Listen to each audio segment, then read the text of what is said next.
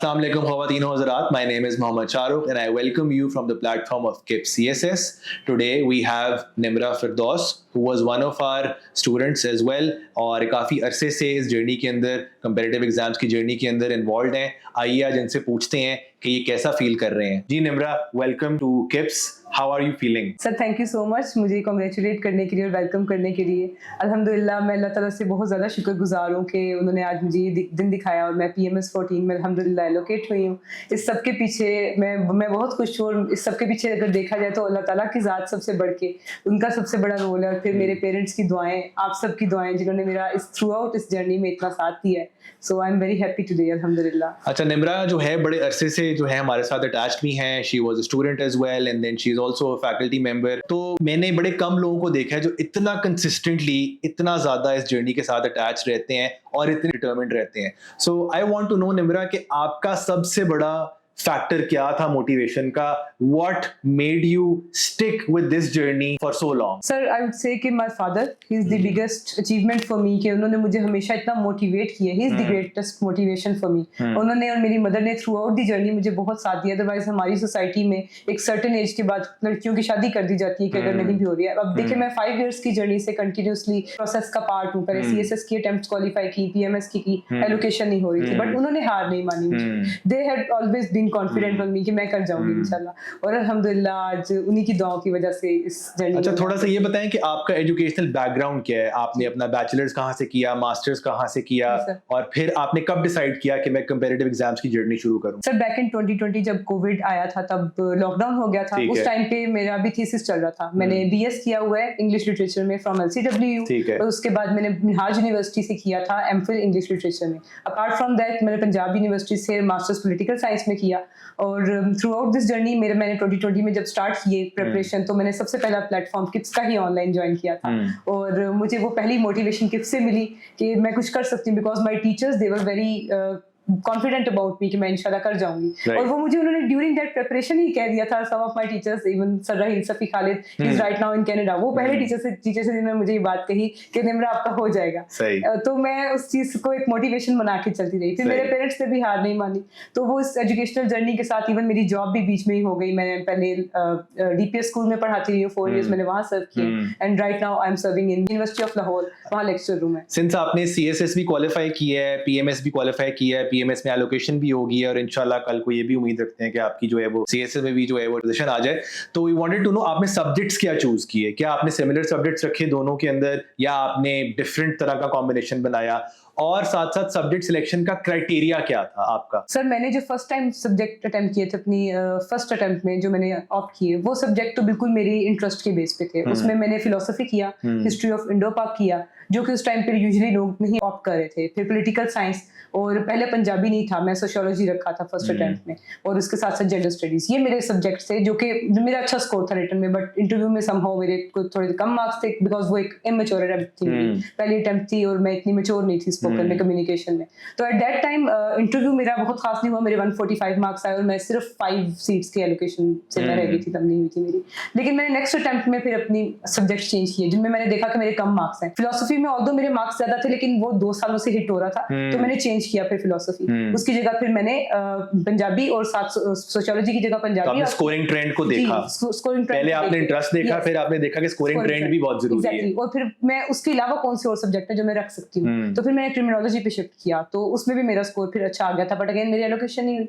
But अब ये मेरा इस जो PMS की जो दोनों जर्नी थी इनके अंदर मैंने वो सब्जेक्ट ऑप्ट किए जो मेरी फर्स्ट अटेम्प्ट के CSS के थे बिकॉज मैं उन्हीं को लिंगर ऑन उनकी तैयारी हुई भी थी, आपने उसमें मेहनत की भी थी तो you wanted to optimise your time. Exactly.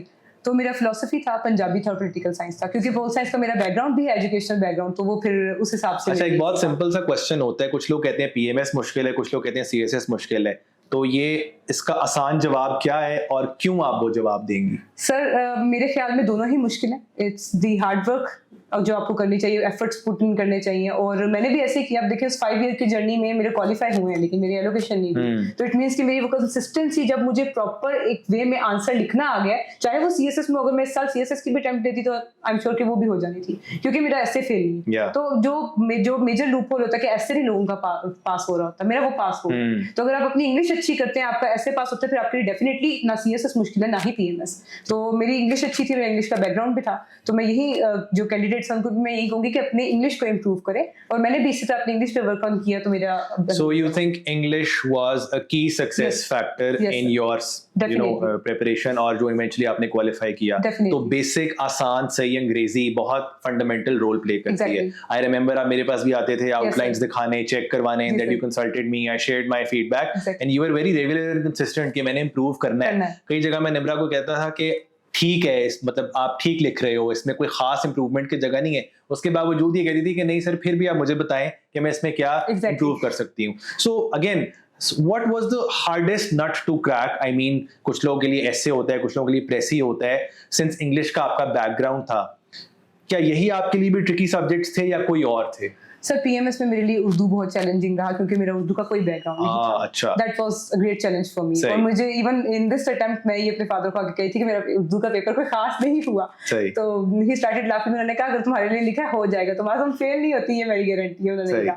तो अल्हम्दुलिल्लाह पास हो गया। बाकी ये कि इसमें पीएमएस में डेफिनेटली जिनका उर्दू का बैकग्राउंड नहीं है, जिनकी इंग्लिश अच्छी है, उनको उर्दू डिफिकल्ट लगेगा। एंड प्लस जीके, जीके भी मेरा अपना मेजर जो पोर्शन है, जैसे पाकिस्तान स्टडीज हो गया, उसको मैं अच्छी तरह कर लेती हूँ। लेकिन उसके अलावा जो सब्जेक्ट्स हैं जीके के, वो करने जरा मुश्किल होते हैं, ट्रिकी होते हैं। बिकॉज उसमें भी मैंने अपना ये अंदाजा लगाया था कि जहाँ कैंडिडेट्स के 80+ मार्क्स थे, मेरे 60s में थे। तो मुझे जीके में ये था कि मुझे इंप्रूव करना है। अल्हम्दुलिल्लाह मैंने किया इंप्रूव, और अब डीएम से आएगी तो आइडिया हो जाएगा कि जीके में वैसे कितना स्कोर है।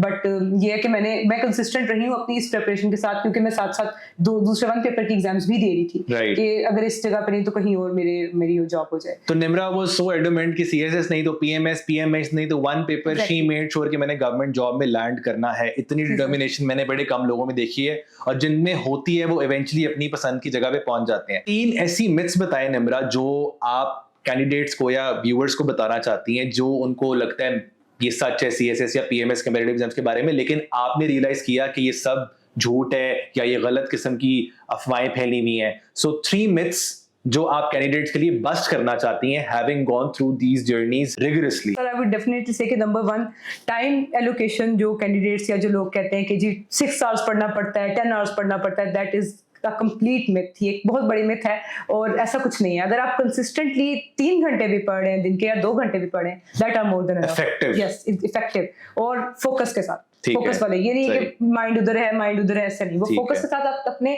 2 घंटे भी अच्छे लगा रहे हैं। तो मेरा ख्याल है टाइम से ज्यादा आप टास्क ओरिएंटेड होंगे। बेशक आप 8 घंटे लगाएं या 3 घंटे इफेक्टिव लगाएं, टास्क और आपकी इफेक्टिव यूटिलाइजेशन ऑफ टाइम होनी चाहिए। ऐसा ही है। उसके अलावा काफी लोगों का ये होता है कि वो रिटन प्रैक्टिस पे ज्यादा फोकस नहीं कर रहे हो। रिटन प्रैक्टिस बहुत मैटर करती है। मेरा एक आंसर सर 11 to 12 पेजेस का। मेरी राइटिंग स्पीड इतनी तेज है कि मेरा 11 to 12 पेजेस का। लोग कहते हैं 6-7 पेजेस में। PMS is all about score, right. और रिटन का स्कोर लेने के लिए आपको ज्यादा लिखना ही पड़ता है। ये मुझे मेरी एक फ्रेंड ने, जो मुझसे सीनियर थी, मेरे से पहले उनका पीएमएस हुआ, उन्होंने मुझे ये बात कही थी कि निम्रा लिखो, जितना हो सकता है निम्रा लिखो।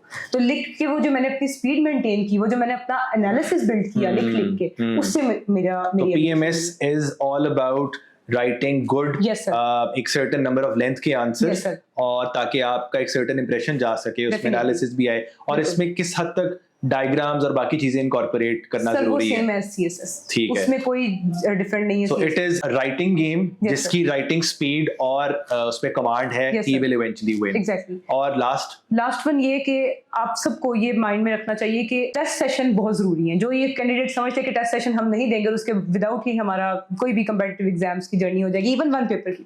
Test sessions are very important. मैंने अपने किसी भी कंपेटिटिव एग्जाम या किसी 1 पेपर की जर्नी में कोई ऐसा दिन भी नहीं था कि मैंने किप्स के मॉक छोड़े। मैंने सारे किप्स के मॉक दिए सर। आई स्टिल रिमेंबर कि मैं अपना ऐसे आपके पास लेके आई थी, तो आपने स्टार्टिंग वाले एसेस में मुझे कहा था कि निम्रा इसमें ना हाउ फैक्टर मिसिंग है। बिल्कुल I remember is missing from your outline. तो मैंने उसको इनकॉर्पोरेट किया अपने सेंटेंसेस के अंदर। वो जो हाउ फैक्टर मेरी आउटलाइन में नहीं था, वो ऐड किया, तो अल्हम्दुलिल्लाह अब मैं इस जगह पे आज मौजूद हूं। जबरदस्त। तो ये बताएं कि पीएमएस के अंदर आपने कितना टाइम एलोकेट किया होगा टोटल, मतलब जर्नी के अंदर कितने मंथ्स इनफ हैं? 5 months, 6 months, 8 months?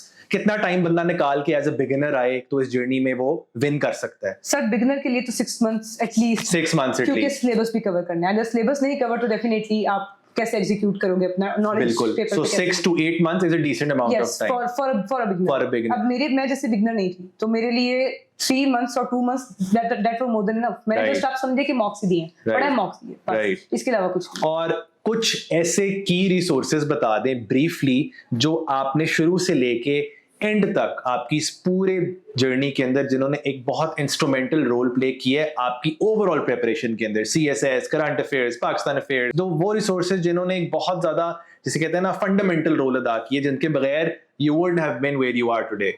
Okay sir, number 1 YouTube. सही। YouTube is a complete university nowadays, और मैं ये बात हर कैंडिडेट को, इवन अभी भी जो मेरे पास जो बच्चे पढ़ रहे हैं, मैं उनको यही बात कहती हूँ, बेटा consult YouTube, consult Google as much as you can. Different जगह से डाटा इनकॉर्पोरेट करें अपने आंसर्स के अंदर। अगर आपको एक आउटलाइन कहीं से भी मिल रही है, उसके अंदर आप डिफरेंट रिसोर्सेज को कंसल्ट करके, गूगल कंसल्ट करके आप उसके अंदर डाटा पुट करें। बाकी ऐसे के लिए जो सबसे बड़ी जो मेरे लिए भी बड़ा में डिफरेंट चीज थी और वैसा मैंने कहीं भी नहीं देखा, वो सर एक जो आपने जो मेथड बताया वो मेथड, और सर रही सफी खालिद का उन्हीं की ऐसे इंसाइक्लोपीडिया जो बुक है HSM की, ग्लोबल एज, वो that method works wonders for everyone. We've literally cracked the technique to pass the essay. मैं आज भी अपने कैंडिडेट्स को जिन्होंने इवन SDO पेरेंट एग्जाम दिया हुआ, उनको मैंने कहा आप लोगों ने ऐसे पढ़ना है, सबसे पहले वो बुक लें, क्योंकि मुझे पता है कि वो पढ़ेंगे उस बुक से अल्टीमेटली उनको ऐसे लिखना आ जाएगा, बिकॉज़ ऐसे इज बेसिकली अ साइंस, वो साइंस उनको आ गई, देन डेफिनेटली उसका इनफैक्ट हमने नया एडिशन भी निकाल दिया और सिंपलीफाई कर दिया। और इसके अलावा रिसोर्सेज आप बता रही थी YouTube के अलावा जो मेन आपके लिए test session, mocks are very important. फिर ये फाइनली यही है कि अगर आप गूगल YouTube से हर चीज से अपने सेल्फ मेड नोट्स बना के आप उनको रिवाइज करके जाके सिर्फ रिटन प्रैक्टिस करते हैं, टेस्ट सेशन देते हैं, एंड डेफिनेटली किप्स के टेस्ट सेशन की तो क्या ही बात है, मैं इतने सालों से इसी का पार्ट हूं और मैंने इतनी अच्छी इवैल्यूएशन कहीं पे भी नहीं देखी, to be honest. I was a part of some other academies as well before KIPS, तो मैंने वहां कभी कंपैरिजन करके देखा, they just used to tick my answers, कोई एनालिसिस नहीं। और जब मुझे सर शाहिद ने मेरा करंट अफेयर्स का पेपर चेक किया तो आई वाज शॉक्ड, उन्होंने मुझे एक पॉइंट लिखा कि इसके अंदर ये भी ऐड करें, इसमें ये भी ऐड करें, तो वो मेरे लिए एक बड़ी डिफरेंट चीज थी कि अच्छा इस तरह भी बताया जा सकता है। देन मैम आयशा ने कितना पॉलिटिकल साइंस में डाटा, वो मुझे सर्कल करके बताती थी कि इस जगह पे यहाँ नहीं यहाँ ये आएगा। अच्छा, तो वो मेरे लिए बड़ी एक डिफरेंट चीज थी कि मैंने इतना एफर्ट्स देखे कि मेरे मार्क्स में या मुझे इम्प्रूवमेंट में किप्स ने कितना साथ दिया, अल्हम्दुलिल्लाह। चलें, कंग्रेचुलेशंस। तो ये बताएं कि अब आगे क्या प्लान्स हैं और how are you planning to celebrate, कि क्या प्लान्स हैं? सिंस अभी रिजल्ट आया, आई थिंक इनकी फैमिली की सेलिब्रेशंस हैं, ये लोग घर पे वेट कर रहे हैं, and she is still in a state of disbelief and we are honoured to have her. तो आने वाले एक तो बता दें सेलिब्रेशंस का आपका क्या प्लान है आज का या जनरली, और दूसरा ये कि जो लोग अपनी जर्नी किक स्टार्ट कर रहे हैं उनको क्या मैसेज देंगे आप? सर सबसे पहले तो मेरे घर में सब वेट कर रहे हैं, my father is super excited, my mother is excited, मेरी सिस्टर्स आई, you told me he had tears of joy in his eyes after so long. Exactly, वो जो प्राइड मैंने उनके फेस पे ऐसी मोमेंट जिंदगी में लगता है आपने सब कर दिया है। एग्जैक्टली, जो मैंने उनके चेहरे पे, मेरे पेरेंट्स के चेहरे पे अपने लिए प्राइड देखा है, वो अल्हम्दुलिल्लाह मैंने इस जर्नी में जो मैंने 5 इयर्स लगाए हैं, आज उसका आउटकम मुझे वो उस एक्सप्रेशन से मिल गया। तो बाकी मेरी फैमिली वेट करी, भी जाती उनके साथ सेलिब्रेट करती। और नए लोगों के लिए क्या मैसेज है आपका? बस सर नए लोगों के लिए यही कि कंसिस्टेंट रहना, हार नहीं मारनी। अब मैं अपनी इस एज में, मैंने थ्रू आउट द 5 इयर्स जिस जर्नी में लगाए हैं उसमें मैं एक भी दिन शैटर नहीं हुई, नॉट अ सिंगल डे, क्योंकि मुझे पता था कि आई विल अचीव, मैं इंप्रूव कर रही हूँ, there is always a room for improvement. आप अगर एक चीज नहीं मिल रही, आप लगे रहो, you will definitely get what you deserve on the right time। और बस अपनी प्रैक्टिस को कंटिन्यूड रखें और कोशिश करें कि अपना दिल ना छोटा करें। अगर एक आपकी हार है तो आगे आपके लिए 10 जीत लिखी होंगी इंशाल्लाह। और एक अच्छी एकेडमी और मेंटोर का क्या रोल है? क्या आप पहले एकेडमी ज्वाइन करें या खुद तैयारी शुरू करें? Because self study is also very crucial in this entire process. So एक अच्छे मेंटोर और एकेडमी का क्या रोल है रियलिस्टिकली, फ्रैंकली बताएं। सर बहुत रोल है। मैं आपको सच बात बता रही हूँ, अगर मैंने उस टाइम पे किप्स की वो ऑनलाइन क्लासेस ना ली होती और मुझे सर रहील सफी खालिद का वो ऐसे ना अगर मुझे मिलता तो मुझे ना आता, मुझे ना लिखना आता। तो मेरे पीछे मेरे मेंटोर्स हमेशा रहे हैं और उन्होंने मुझे गाइड किया है इन वन वे और अनदर। मैं हमेशा इन टच रही हूँ अपने मेंटोर्स के साथ, सर ये बता दें, मिस ये बता दें, मुझे हमेशा गाइड करते थे। That is very important. अच्छी एकेडमी का बहुत रोल होता है। मैं तो टॉप नॉच एकेडमी, पाकिस्तान की नंबर 1 एकेडमी है किप्स, मैं इसी वजह से हमेशा से किप्स के साथ लिंक्ड रही हूँ as a faculty member, as a student. मतलब मैं यहाँ पे simultaneously as faculty as student चल रही होती थी। yes. यहाँ पढ़ाना भी है और साथ मैंने अपने भी ये अपने टेस्ट भी दे रही होती थी, फिर क्लास भी पढ़ा रही होती थी, बच्चों को भी गाइड कर रही होती थी, but honestly it's very well deserved. Congratulations once again. और आई थिंक बहुत बहुत बड़ी अचीवमेंट है for your parents. I think you have made them extremely proud and इंशाल्लाह आगे भी we hope that you continue to serve in a very meaningful way. Thank you so much ladies and gentleman. If you want to meet miss Nimra on campus KIPS में, आप लाहौर में मिलना चाहते हैं, इनसे गाइडेंस लेना चाहते हैं, काउंसलिंग लेना चाहते हैं, जनरली गपशप लगाना चाहते हैं, she is one of the most humble individuals and she is, you know, she will always be happily available to guide and consult all the aspirants who are planning to appear in the competitive exams. Thank you so much once again. Thank you, sir. Khush rahein. Allah.